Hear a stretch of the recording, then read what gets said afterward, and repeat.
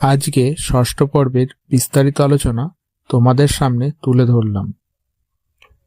ওই সাদা ছাতা, দাদা যায় হাটে, গায়ে লাল জামা, মামা যায় খাতা হাতে, গায়ে সাদা শাল, মামা আনে চাল ডাল, আর কেনে শাক, আর কেনে আটা, দাদা কেনে পাকা আতা 7 আনা দিয়ে, আর আখ আর জাম 4 আনা, বাবা খাবে, কাকা খাবে, আর খাবে মামা, তারপরে কাজ আছে, বাবা কাজে যাবে।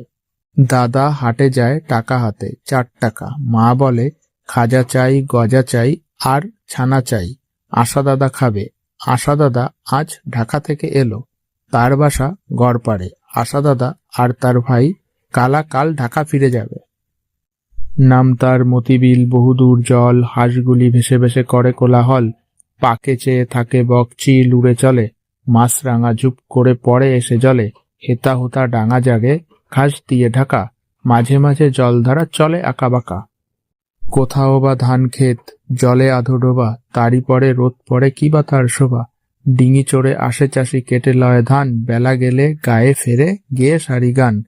মোষ নিয়ে পার হয় রাখালের ছেলে, বাঁশে বাঁধা জাল নিয়ে মাছ ধরে জেলে।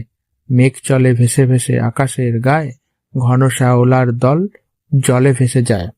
ধন্যবাদ।